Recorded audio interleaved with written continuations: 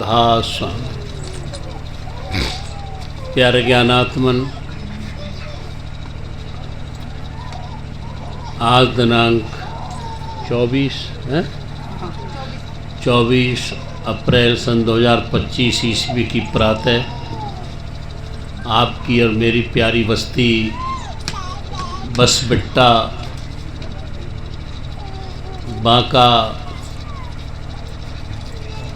बिहार, जो झारखंड के बॉर्डर पर पड़ता है, आप सभी मंडल परिवारों के सौजन्य से ये सत्संग की दूसरी बैठक हो रही है। रात की बैठक में जो हमने प्रसंग लिया था वो लिया था कि आप शुभ कर्मों के परिणाम स्वरूप इस शरीर में आ गए हो और इस शरीर में भी जो तुम्हारे संबंधी हैं, पिता है, माता है, पुत्र है, पुत्री है, अन्य संबंधी हैं, ये सब तुम्हारे कर्मों के पुतले इर्द गिर्द इकट्ठे हो गए हैं और अपने अपने कर्म चुकाने के लिए आते हैं। जब कर्म चुक जाते हैं सब अपनी अपनी मंजिल चले जाते हैं। अकेले का जन्म होता है और जन्म की यात्रा पूरी करके अकेला ही मरता है और स्थूल शरीर की दुनिया से सूक्ष्म शरीर की दुनिया में चला जाता है। ये सिलसिला पता नहीं कब से जारी है, लेकिन इस दुनिया में परम संत भी आते हैं जो हमें हमारे निज घर का, जहाँ से इन शरीरों की दुनिया में हम आते हैं और फिर शरीरों की दुनिया में जीवन जीकर अपने निज घर चले जाते हैं, ये संदेश संत सद्गुरु देते हैं।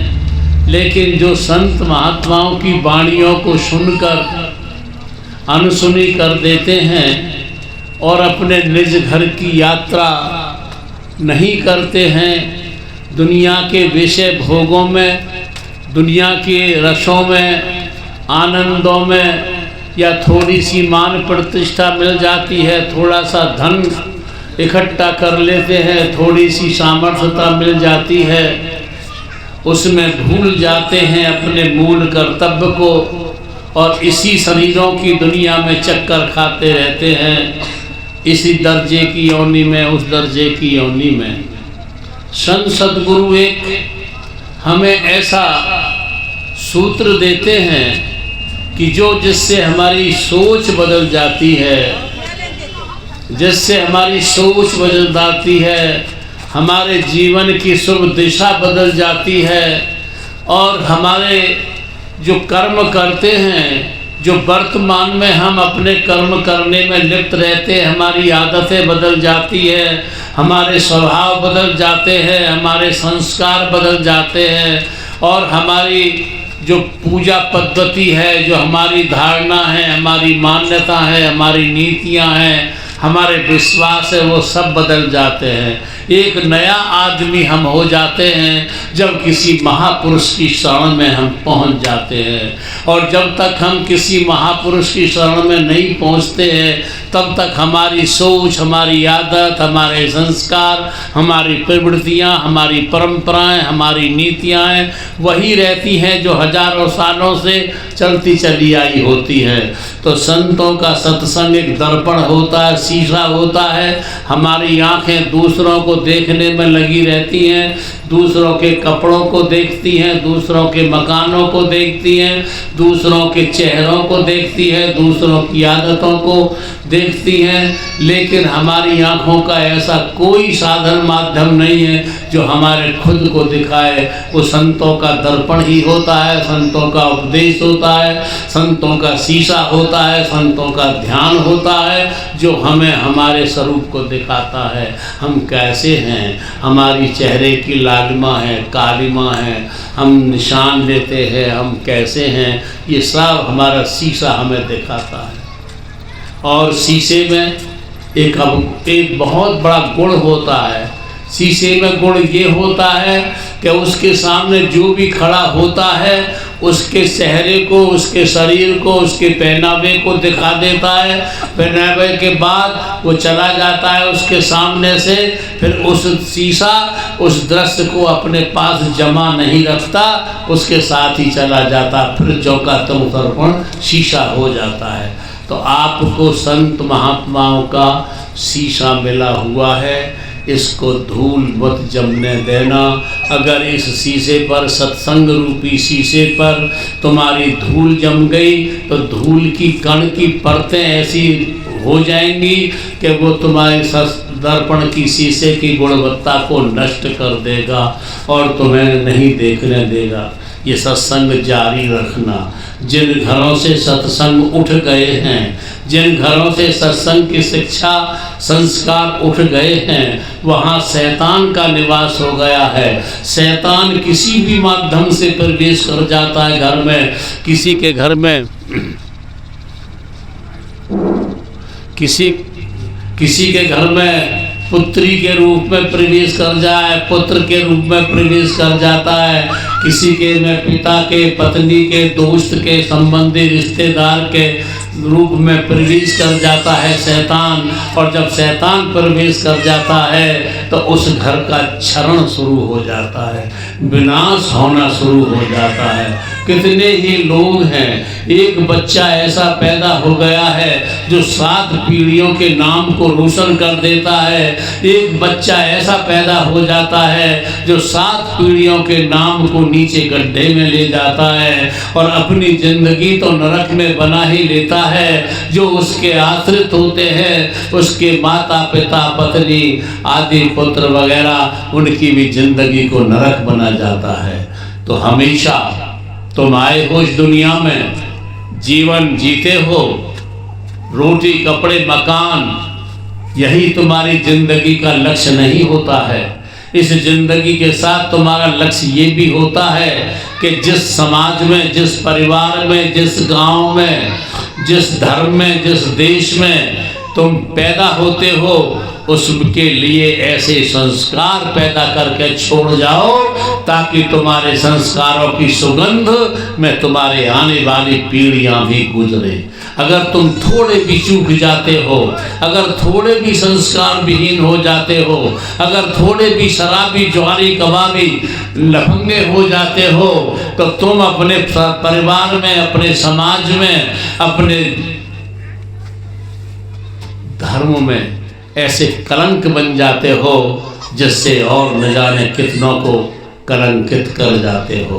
तो सबसे पहले सत्संग का लाभ ये है कि आप अपने संस्कारों को बदलें, अपने सोच को बदलें, अपनी आदतों को बदलें, अपनी साधना करने की युक्तियों को बदलें और किसी जीते जागते महापुरुष की शरण में जाकर अपने ही भीतर जो छिपी दिव्य शक्तियां हैं, हमारे अपने ही भीतर जो छिपे हुए देवता हैं, हमारे भीतर छिपे हुए अवतार हैं, भगवान हैं, उनसे मिल करके अपने जीवन को धन्य बनाएं। मैं जहाँ कहीं भी जाता हूँ, अपने प्रवचन माला के धागे में किसी न किसी महापुरुष के मोती को पिरोता हूँ। उस मोती के पिरो जाने से हमारी पहले जो गुजरी हुई हस्तियाँ हैं उनका याद आती है, ताज़ा हो जाता है जिक्र, उनसे कुछ प्रेरणा लेते हैं और उनकी कीमत से हमारा चमक जाता है। सत्संग भी बुज़ुर्गों की जो इस दुनिया में आए और हमें अपनी ज़िंदगी जी करके कुछ ऐसा निशानियां दे गए जिनके पद चिन्हों पर चलकर हम भी कृतार्थ हो जाते हैं। तो आज की प्रवचन माला में मैं जो मोती को पिरो रहा हूँ, उस मोती का नाम है माधव दास। माधव दास सूरत जो आज गुजरात में है, सूरत के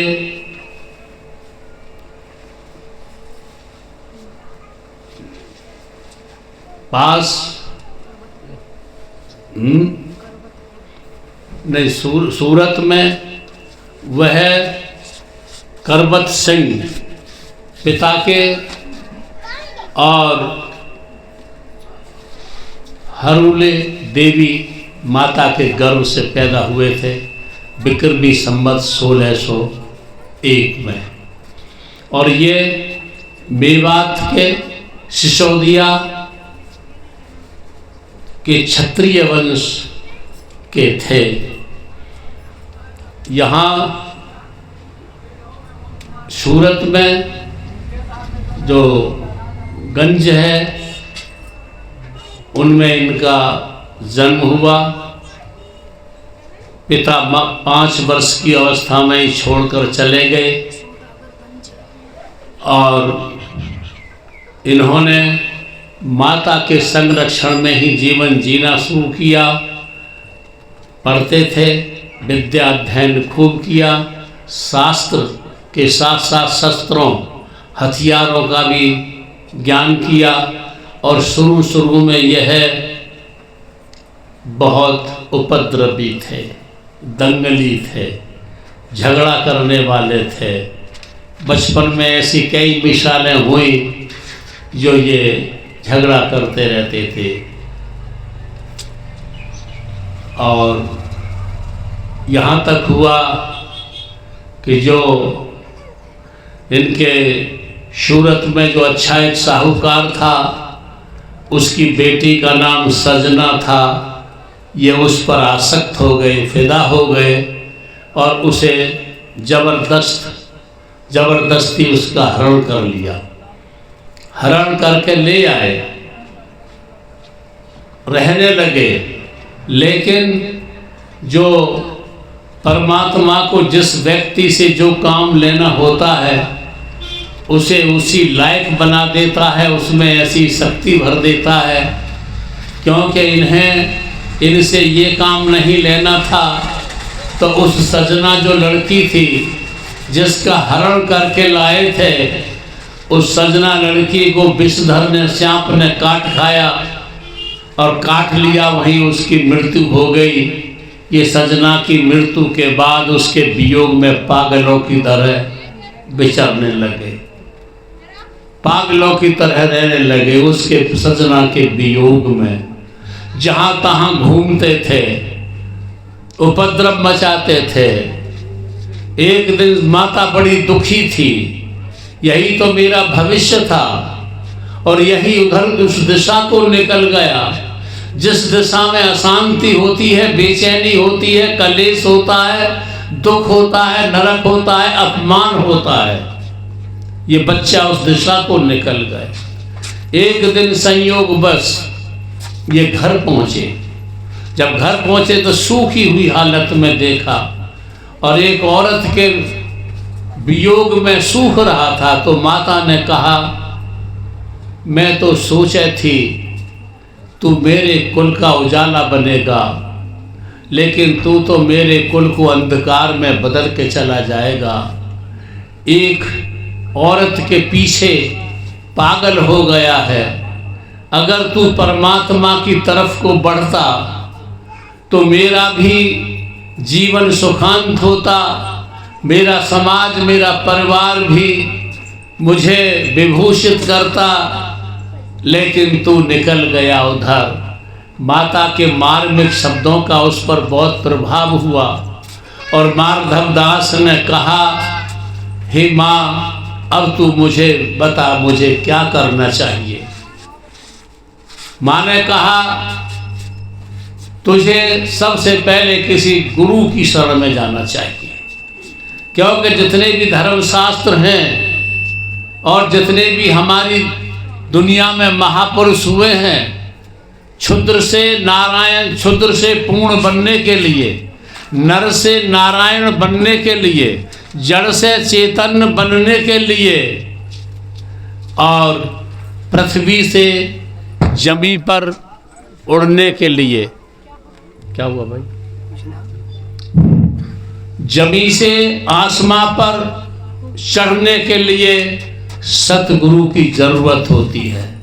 क्षुद्र से पूर्ण बनने के लिए, जड़ से चेतन बनने के लिए, आत्मा से परमात्मा में मिलाप करने के लिए, जमीन से आसमान पर उड़ने के लिए सतगुरु की शरण बहुत जरूरी होती है। इसलिए तू किसी सतगुरु की शरण में जा और उससे अपने जीवन जीने की यात्रा का मार्ग चुन।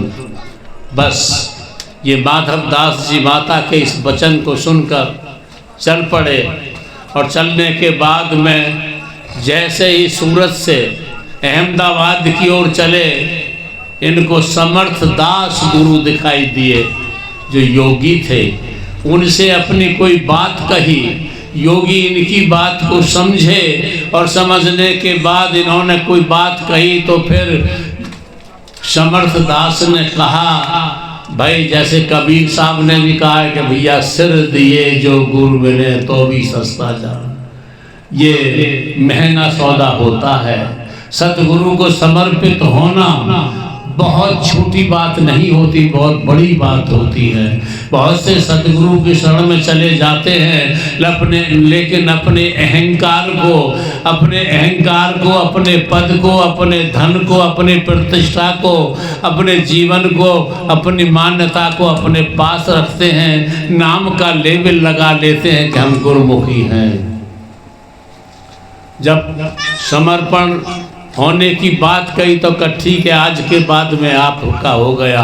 और माधव दास ने फिर एकांत में योग साधना जो अंतर्मुखता की है, जिन्हें सतगुरु बताते हैं कि अपने भीतर आओ, तुम बहुत बड़ी दुनिया हो, तुम बहुत बड़े विश्व हो, सारी बृहद विश्व का लघु नमूना तुम हो, जो पूरी दुनिया है उसके छोटे नमूना तुम हो।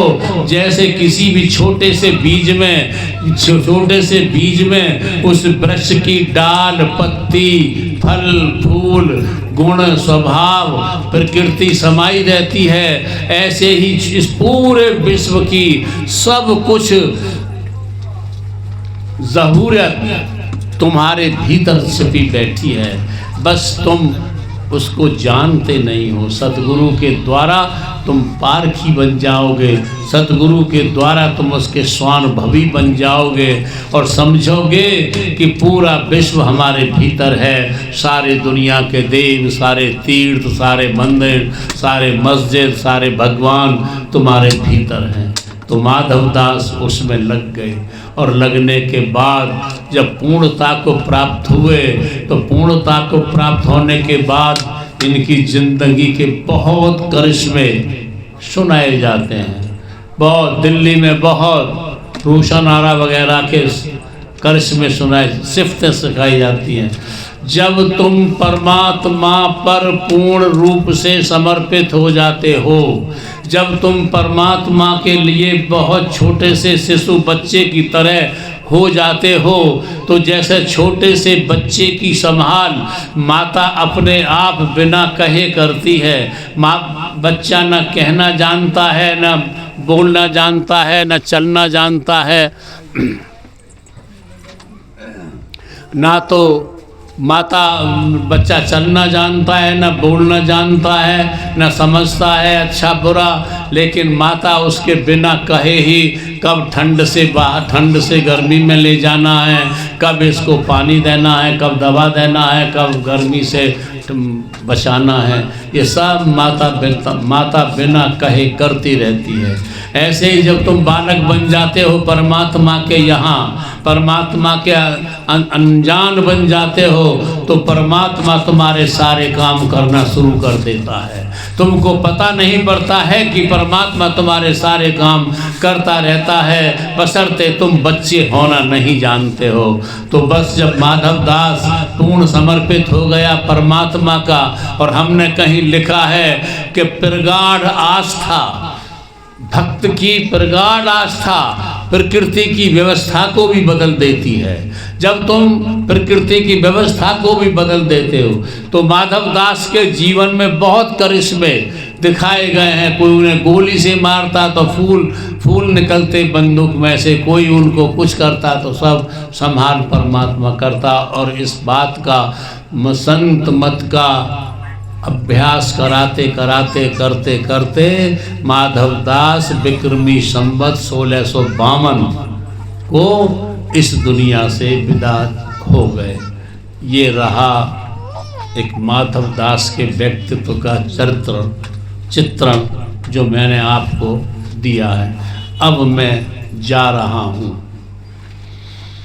क्योंकि आगे के प्रोग्राम सब लगा रखे हैं प्रेमियों ने।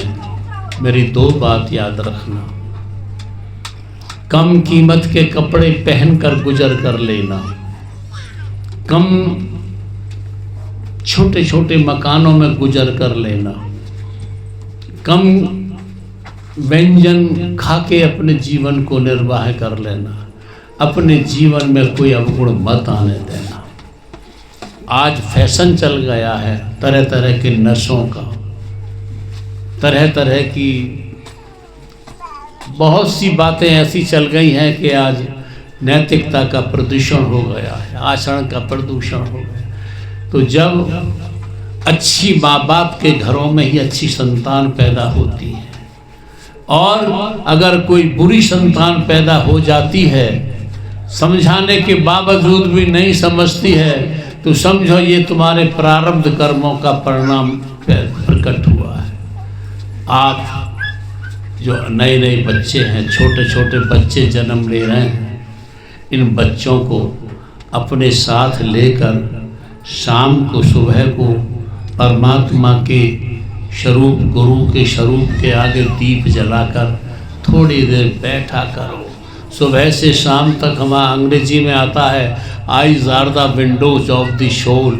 ये आँखें आत्मा की खिड़की हैं, जैसा देखती हैं ऐसा ही अपने भीतर जमा कर लेती हैं।